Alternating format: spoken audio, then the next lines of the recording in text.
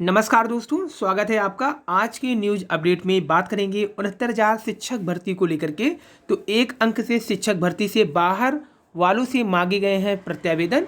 10 जनवरी से करेंगे आवेदन। तो 69,000 शिक्षक भर्ती में एक अंक से बाहर हो गए थे कई अभ्यर्थी। परिषदीय स्कूलों की 69,000 शिक्षक भर्ती में एक नंबर से चयन सूची से बाहर हुए अभ्यर्थियों का संघर्ष रंग आखिर लाया ही।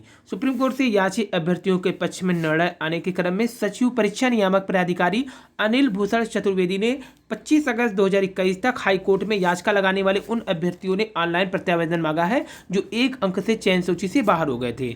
आपको बता दें कि 69,000 शिक्षक भर्ती में एक क्वेश्चन के विवाद के बाद सुप्रीम कोर्ट तक मैटर पहुंचा था। ये अभ्यर्थी 10 जनवरी से ऑनलाइन आवेदन कर सकते हैं। सचिव परीक्षा नियामक प्राधिकारी की ओर से शुक्रवार को जारी विज्ञप्ति में कहा गया है कि संबंधित याचिका अपीलकर्ता वेबसाइट पर सहायक अध्यापक भर्ती से परीक्षा 2019 हेतु निर्गत रजिस्ट्रेशन व अनुक्रमांक अंकित करते हुए ऑनलाइन प्रत्यावेदन इस वेबसाइट यानी up.government.in पर दे सकते हैं। ऑनलाइन प्रत्यावेदन में आवेदन को याचिका या अपील संख्या, पारित आदेश की तिथि, याची या अपीलकर्ता का नाम, योजित याचिका या विशेष अपील का नाम एवं याचिका में याची क्रम अंकित करना अनिवार्य होगा। ऑनलाइन आवेदन पूर्ण करने से संबंधित दिशा निर्देश वेबसाइट पर उपलब्ध है।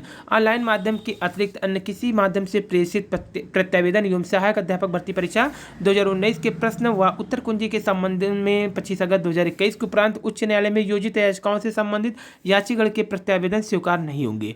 पूर्व में ऑफलाइन प्रत्यावेदन किए हुए अभ्यर्थियों को भी ऑनलाइन आवेदन करना है। 6 जनवरी 2019 को योजित 69,000 शिक्षक भर्ती परीक्षा में जारी उत्तर कुंजी के एक प्रश्न के सभी चारों विकल्प गलत थे। इस पर पीएनपी से राहत न मिलने पर अभ्यर्थी कोर्ट गए थे। कोर्ट में चयन से वंचित याचिकाकर्ता या अपीलकर्ता को एक अंक देने का आदेश दिया। और एकजुट होकर विरोध करने से बचा उच्च शिक्षा निदेशालय। उप मुख्यमंत्री केशव प्रसाद मौर्य के हस्तक्षेप पर बदला निर्णय। 3 जनवरी को निदेशालय हस्तांतरित करने का आदेश हुआ था जारी। स्पष्टीकरण के बाद भी आक्रोश, कहा आदेश भ्रामक और अस्पष्ट, जो कार्यालय गए उन्हें भी वापस लाएंगे, केशव प्रसाद मौर्य जी ने कहा। वहीं नर्सरी दाखिला स्कूल ने जारी किया बच्चों की सूची। तो विरोध के बाद उच्च शिक्षा निदेशालय स्थानांतरित करने का आदेश रद्द। डिप्टी सीएम ने दिए जांच के आदेश। बैकफुट पर आया विभाग। तो उच्च शिक्षा निदेशालय को प्रयागराज से लखनऊ स्थानांतरित किए जाने का आदेश शुक्रवार को रद्द कर दिया गया। बीते 30 दिसंबर को उच्च शिक्षा विभाग की ओर से पत्र जारी कर इस मामले में सुस्पष्ट प्रस्ताव भेजने के निर्देश दिए गए। विशेष सचिव उच्च शिक्षा डॉक्टर अखिलेश कुमार मिश्रा की ओर से जारी पत्र में यह भी लिखा गया कि निदेशालय को लखनऊ स्थानांतरित करने का निर्देश उच्च स्तर से प्राप्त होता है, ऐसे में त्वरित कार्रवाई की जाए। तो निदेशालय में कार्यरत कर्मचारियों ने इस पत्र का कड़ा विरोध किया। प्रयागराज में निदेशालय रहे, इसके लिए उप मुख्यमंत्री केशव प्रसाद मौर्य से शिकायत कर दी गई। उप मुख्यमंत्री ने शुक्रवार को उच्च शिक्षा विभाग के संशोधन का आदेश को ट्वीट करके लिखा, प्रयागराज से उच्च शिक्षा निदेशालय लखनऊ स्थानांतरित नहीं होगा। कोई नया कार्यालय आए जो वो नहीं जाए, यही प्रयास था। मतलब जो वहाँ पे वो भी रहेगा, जो नया आएगा वही प्रयागराज में ही बनेगा, ये प्रयास था और रहेगा। गलत आदेश जारी करने की जांच होगी। उन्होंने यह भी लिखा, गौरव है राज्य और केंद्र सरकार के कार्यालय उधर शुक्रवार को इस प्रकार पर स्पष्टीकरण देते हुए विशेष सचिव उच्च शिक्षा डॉक्टर अखिलेश कुमार मिश्रा की ओर से पत्र जारी किया गया कि पूर्व में जारी पत्र से निदेशालय कर्मियों को यह भ्रम हो गया था कि संपूर्ण निदेशालय को प्रयागराज से लखनऊ किया जाएगा, जो कि गलत है। हाईकोर्ट ने सरकार से कहा, कुंभ से पहले रोके गंगा में जाता गंदा पानी।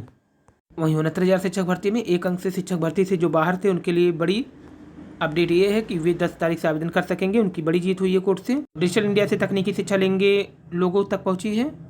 तो डिजिटल इंडिया से तकनीकी शिक्षा लोगों तक पहुंची है, मंत्री जी ने कहा। वहीं यूपी बोर्ड इंटरमीडिएट की प्रायोगिक परीक्षा 21 से आयोजित। 440 प्रतिशत शिक्षक की संबंधता हुई समाप्त। और जापान को पछाड़कर दुनिया का तीसरा सबसे बड़ा वाहन बाजार बना भारत। पिछले वर्ष वाहन बिक्री के मामले में भारत पहली बार जापान को पछाड़कर दुनिया का तीसरा सबसे बड़ा वाहन बाजार हुआ। तो यहाँ पे एशिया की रिपोर्ट के अनुसार भारत में पिछले वर्ष कुल 42,05,000 वाहन की बिक्री हुई। जापान में 42 लाख ही वाहन की बिक्री हुई। वहीं स्टैंडर्ड ए पुअर की रिपोर्ट के मुताबिक 2022 में भारत में कुल 44 लाख वाहन की बिक्री हुई है, जबकि जापान में 42 लाख। तो भारत अब दुनिया का तीसरा सबसे बड़ा बाजार बन गया है।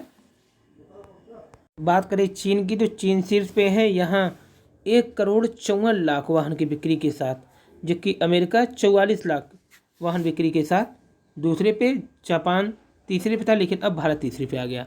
तो भारत में कुल 44 लाख कार बिके, जबकि चीन में 1,54,00,000 कार बिके। और यूपी बोर्ड इंटरमीडिएट प्रैक्टिकल का एग्जाम 21 से होगा। बड़ी लापरवाही, लखनऊ हवाई अड्डे पर सोते रहे एयर ट्रैफिक कंट्रोलर, विमान आते जाते रहे।